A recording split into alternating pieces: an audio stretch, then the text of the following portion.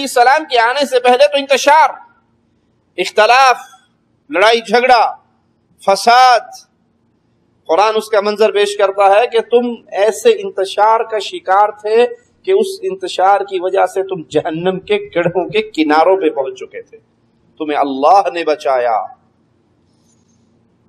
محمد کریم صلی اللہ علیہ وسلم وہ پیاری ذات اور پیاری ہستی جن کے آنے پہ انتشار ختم ہوا، اختلاف ختم ہوا،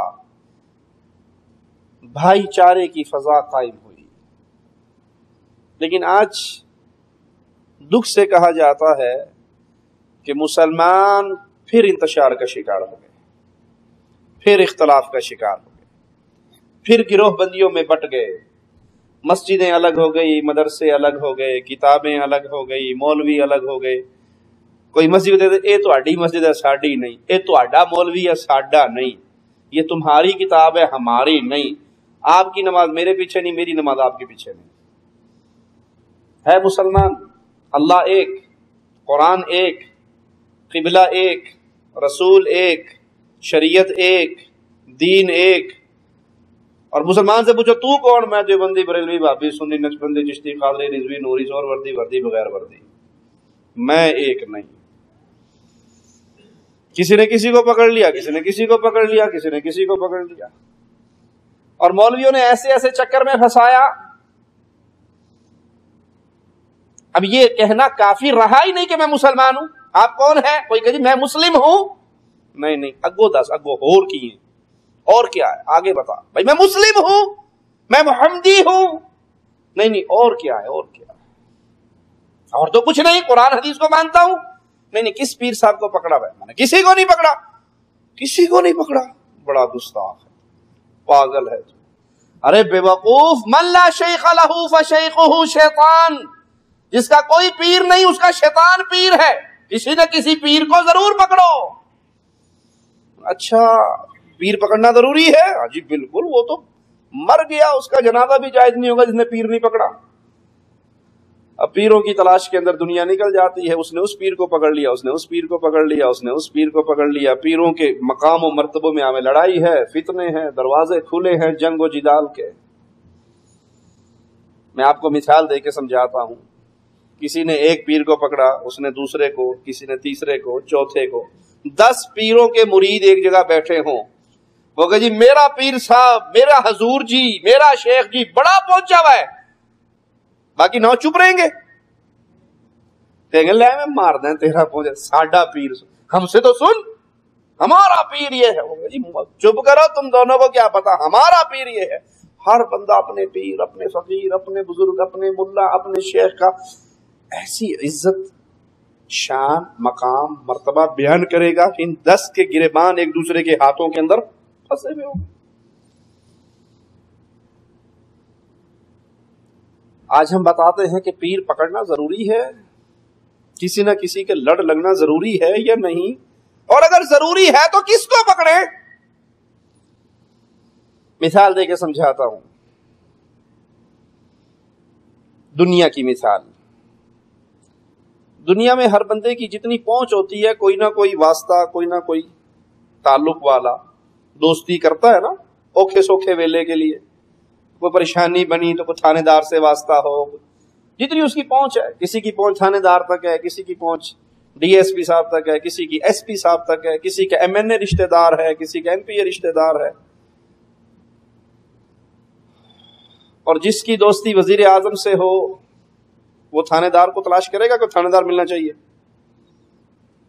سوچنا، زیادہ ٹائم نہیں لوں گا، آپ تھوڑی سی دیر گفتگو کروں گا اور زیادہ چاہوں گا۔ جس کی دوستی وزیر اعظم سے ہو وہ تھانے دار کو تلاش کرے گا؟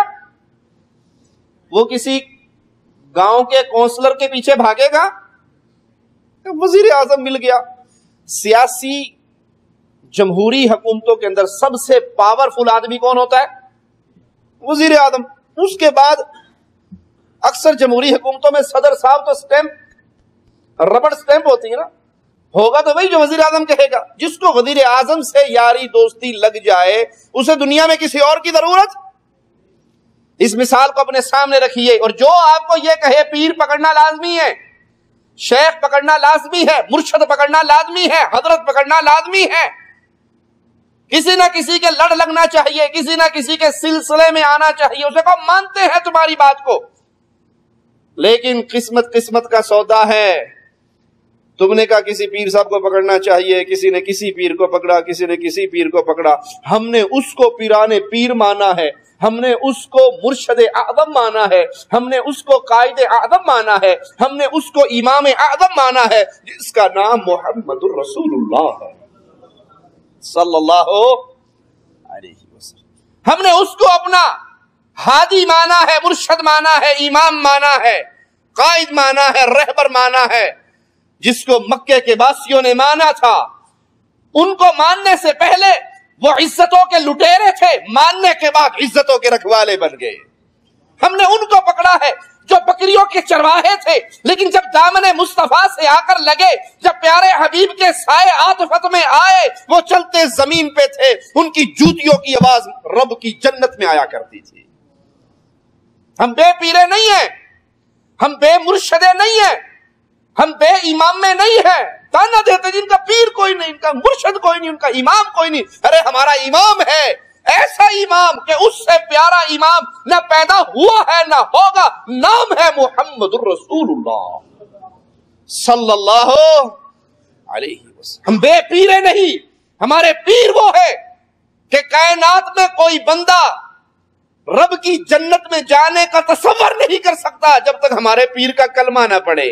پیران پیر محمد الرسول اللہ، قائد اعظم محمد الرسول اللہ، امام اعظم محمد الرسول اللہ صلی اللہ علیہ وسلم۔ ہم نے ان کو پکڑا ہے، ان کو پکڑا ہے جن کے پکڑنے کے بعد نہ قادری بننے کی ضرورت ہے، نہ چشتی بننے کی ضرورت ہے، نہ رضوی بننے کی ضرورت ہے، نہ سہروردی بننے کی ضرورت ہے، نہ نقش بندی بننے کی ضرورت ہے، نہ بریلوی بننے کی ضرورت ہے، نہ دیوبندی بننے کی ضرورت ہے، نہ وہابی بننے کی ضرورت ہے، نہ سنی بننے کی ضرورت ہے، نہ نقش بندی، نہ رافضی، نہ جعفری، سارے سلسلے ختم جہاں پر محمد کا قدم آ گیا صلی اللہ علیہ وسلم۔ لوگ اپنے اپنے بزرگوں کا تعارف کرواتے ہیں، ہم آپ کو آج اپنے بزرگ کا تعارف کرواتے ہیں۔ ہماری جس کی طرف پکار ہے، جس کی طرف آواز لگاتے ہیں، جس کے پیچھے چلنے کا ہم ڈھنڈورا پیٹتے ہیں، لوگوں پکڑنا ہے تو ان کو پکڑو، نماز پڑھنی ہے تو ان جیسی، روزہ رکھنا ہے تو ان جیسا، حج کرنا ہے تو ان جیسا، جہاد کرنا ہے تو ان جیسا، سیرت بنانی ہے تو ان جیسی، صورت بنانی ہے تو ان جیسی، محمد الرسول اللہ صلی اللہ علیہ وسلم۔ ہم کیوں آواز لگاتے ہیں، ہم کیوں یہ ڈنکا بجاتے ہیں کہ سب کو چھوڑ دو، عزت کرتے رہو، گستاخی کرنا کسی کی بھی جائز نہیں ہے، عزت کرتے رہو، لیکن کسی کو یہ مقام نہ دو کہ وہ جو کہہ دے گا ہم نے ماننا ہے۔ آج دیا ہے لوگوں نے یہ مقام یا نہیں دی؟